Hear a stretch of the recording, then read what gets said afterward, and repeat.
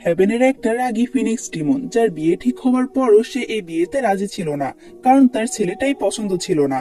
সে এরপর পৃথিবীতে এসে এমন একজন দেবতার প্রেমে পড়ে, যে কিনা 1000 বছর আগে হেভেন রিলেম থেকে চলে এসেছিল, আর তার অস্তিত্ব এখনো পর্যন্ত কেউ খুঁজে পায়নি। আজ আমি লিগেন্ড অফ স্যান্ডি ড্রামাটা এক্সপ্লেন করব, তো চলো ড্রামাটা শুরু করা যাক। শুরুতেই আমরা দেখি লুনারের প্রথম বছর উপলক্ষে বাচ্চারা অনেক বাজি ফোটাচ্ছিল, কিন্তু হঠাৎ করে এই বাজি ফোটানোগুলো বন্ধ হয়ে যায়। তখন আমরা হেভেন রিলেমের লর্ড ভাইকিংকে দেখি, যে একটি ফিনিক্স ডিমন ছিল। তার বিয়ে ডিভাইন রিলেমে ঠিক হয়েছিল, কিন্তু সে মনে করে তার সাথে যার বিয়ে হবে সে একটা লুজার, তাই সে তাকে বিয়ে করতে চায় না। তার মন্ত্রী সহ বাকিরা তাকে এখান থেকে নিয়ে যেতে চায়, কিন্তু তার তো একটাই কথা যে সে এখান থেকে যাবে না। আর তখন তাকে ধরার জন্য তারা তার সাথে লড়াই করতে থাকে। বাইচেন অনেক শক্তিশালী থাকায় তার সাথে কেউ পেরে উঠছিল না। বাইচেন তাদের তিনজনকে হারিয়ে যখন ওখান থেকে চলে যাচ্ছিল, তখন হঠাৎ করে হেভেন রিলেমের মন্ত্রী তলোয়ার দিয়ে বাইচেনকে আঘাত করে। অন্যরা বলছিল বাইচেনের যেন কিছু না হয়। তার মন্ত্রী বলে, আমাকে ক্ষমা করবেন, আমার এটা করতেই হচ্ছে, আমাকে আপনার ভালোর জন্য এটা করতেই হলো। এটা বলে সে তাকে ধাক্কা দেয়। বাইচেন যখন নিচে পড়ে যাচ্ছিল তখন সে অনেক খুশি ছিল, আর বলে, তুমি অবশেষে একটা ভালো কাজ করতে পারলে। এদিকে এরা দুজন তাকে বলছিল, তুমি কেন তাকে ধাক্কা দিলে? সে বলে, আমি কিছুই করিনি। বাইচেনে একটা ফিনিক্স পাখি ছিল, তাই তার পাওয়ার ছিল আগুনের, তাই সে নিচে পড়ার সাথে সাথে ওখানে অনেক কিছু ধ্বংস হয়ে যাচ্ছিল। এরপর আমরা একটা লোককে দেখি, সে বলে, এখন মনে হচ্ছে কিছু গন্ডগোল হয়েছে। এরপর আমরা বাইচেনকে দেখি, যে ছোট্ট একটা ফিনিক্স পাখি হয়ে ওখানে পড়ে থাকে। পরদিন আমরা বাজারে এই দুই লোককে দেখি, যারা গতকাল বাইচেনের মন্ত্রীর সাথে বাইচেনকে নেয়ার জন্য যুদ্ধ করেছিল। তারা সব জায়গায় খুঁজে, আর তারা এটাও ভাবে এখানে যদি তারা বাইচেনকে পেয়ে যায়, কিন্তু তারা এটা বুঝতে পারে না যে বাইচেনকে একটা ছোট্ট খাঁচার মধ্যে আটকে রাখা হয়েছে। হ্যালো বন্ধুরা, আজ আমি মিলবেট নামের একটি অ্যাপ সম্পর্কে বলতে চাই, যেটি সবচেয়ে বিশ্বস্ত বুক মেকার। পিএসজি এবং সিরিয়া এই অ্যাপের স্পন্সর। 22 মার্চ থেকে শুরু হতে চলেছে আইপিএল।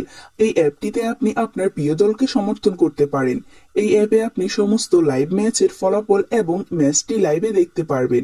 আপনি স্কোরের ভবিষ্যৎবাণী করে বাজি ধরতে পারেন, যেমন কোন দল জিতবে, কোন দল কত রান করবে এবং কে সর্বোচ্চ স্কোর পাবে, এবং বিএমডব্লিউ গাড়ি, আইফোন, ল্যাপটপ এবং আরো অনেক কিছুর মতো নগদ পুরস্কার জেতার সুযোগ রয়েছে।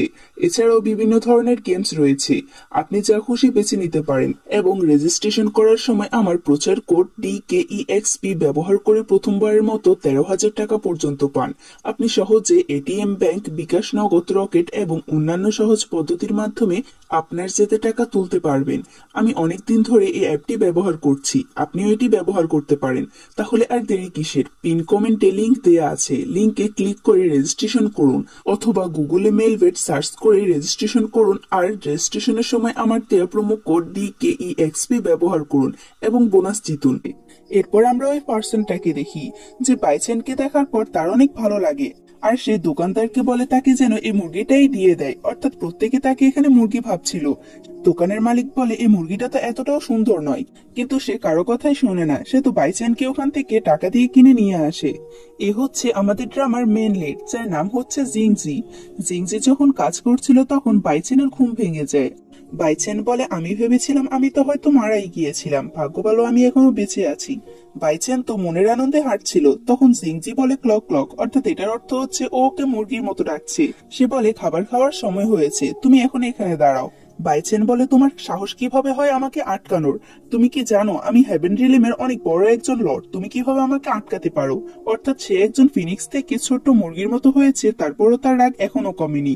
বাইচেন তো জেদ দেখিয়ে নানা রকম কথা বলতে থাকে, আর তার মনে যা আসছিল তাই বলতে থাকে, কিন্তু সে যখন উঠতে যায় তখন তো সে একটুও উঠতে পারে না। জিংজি বলে, তোমার গোসলের সময় হয়ে গিয়েছে, কারণ তোমার গাটা অনেক নোংরা। বাইচেন তো এটা শুনে না করতে থাকে, কারণ সে গোসলে একদমই ভয় পায়, আর সে বলে, তুমি আমাকে একদমই টাচ করবে না। জিংজি তখন ছাতা দিয়ে তাকে ধাক্কা দেয়, আর বাইচেন সামলাতে না পেরে সে পানিতে পড়ে যায়। বাইচেন তো পানিতে এভাবে উল্টো পড়ে থাকে, তখন জিংজি তার ছাতা দিয়ে তাকে উঠায়। জিংজি বলে, তোমার আগে পানিতে নেমে গোসল করার প্র্যাকটিস করা উচিত। বাইচেন রেগে বলে, আমি তো এটা কখনোই করব না, আর আমি একবার ঠিক হয়ে যাই তখন আমি তোমাকে দেখাবো, আর তুমি একটা ইভিল পারসন। জিংজি যখন বসেছিল তখন বাইচেন ওখান থেকে পালাতে চায়। সে বলে, তার মধ্যে এমন কি আছে, আর সে আমাকে এখানে কেনই বা নিয়ে এলো? তাকে দেখে অনেক অসুস্থ মনে হচ্ছে। তখন জিংজি ওখান থেকে উঠতে চায়, কিন্তু ওর শরীরটা অনেক খারাপ, তাকে ওখান থেকে উঠতে পারছিল না। বাইচেন বলে আমি এর যাই করি এখান থেকে তো আমাকে পালাতে হবে। তার এই কথা বলার সময় ওখানে জিংজি খাবার নিয়ে আসে, কিন্তু বাইচেন তো একটু জেদ ধরে বলে আমি খাবার খাবো না। কিন্তু খাবার দেখেও সে লোভ সামলাতে পারে না আর ওখানে চলে আসে খাবার খাওয়ার জন্য।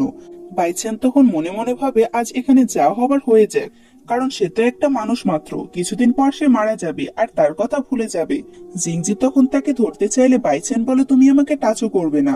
বাইচেন তখন কেকগুলো খেয়ে নেয়, তার কাছে খাবারটা এতটাই ভালো লাগে সে তো জিংজিকে বলতে থাকে তাকে আরো দেওয়ার জন্য। জিংজি বলে আমার কাজের সময় হয়ে গিয়েছে, তুমি এখান থেকে কোথাও পালাবে না, না হলে তুমি বিপদে পড়বে। এটা বলে সে ওখান থেকে চলে যায়। বাইচেনের মাথায় তো শুধু দুষ্টুমি বুদ্ধি ছিল, সে ভাবছিল কিভাবে এখান থেকে পালানো যায়। তখন সে দেখে একটা মেয়ে ভিতরে আসছে, সে তো চোর বলে চিল্লাতে থাকে, কিন্তু সে কিছুক্ষণ পরে দেখে মেয়েটা এই ঘরগুলো পরিষ্কার করছিল।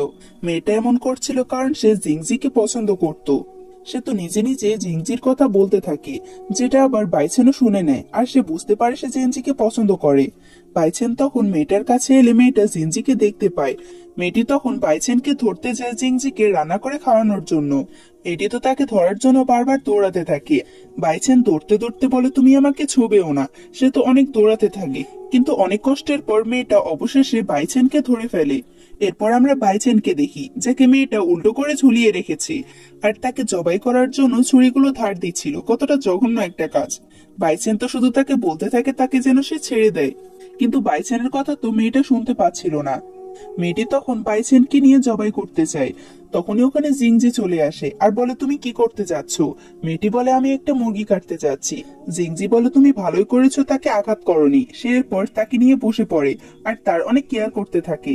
মেয়েটা তখন জিংজিকে বলে আমি আপনাকে কিছু বলতে চাই। জিংজি বলে বলতে পারো, কিন্তু আমি তো তোমাকে আগে কখনোই দেখিনি। মেয়েটা বলে আমি এখানে অনেকবারই এসেছি আর আমি এই জায়গা থেকে চলে যাচ্ছি, তাই আমি আপনাকে বিদায় জানাতে এসেছি।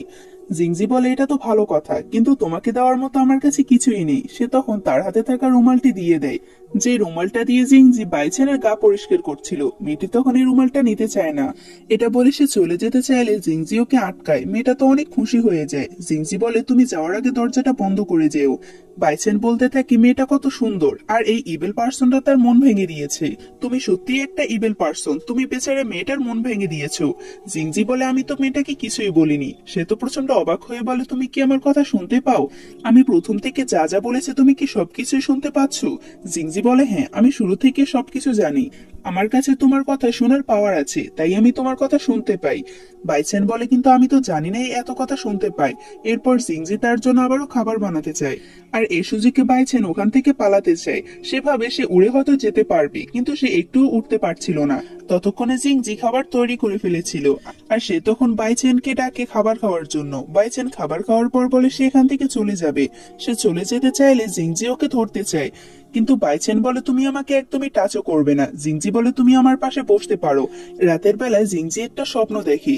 জিংজির তখন ঘুম ভেঙে যায়। সে তখন একটা পাতার মধ্যে নিজের বয়স আর সে এখানে কতদিন ধরে ছিল আর কতদিন হয়েছে সবকিছু লিখে নোট করে রাখে। তখন সে খেয়াল করে তার মুখ থেকে ব্লাড বের হচ্ছে। এদিকে আমরা বাইচেনকে দেখি যে অনেক টায়ার্ড থাকার কারণে ওখানে ঘুমিয়ে পড়েছে। তখন চাঁদের আলো যখন তার গায়ে পড়ে তখন সে আবারও মানুষ হয়ে যায়।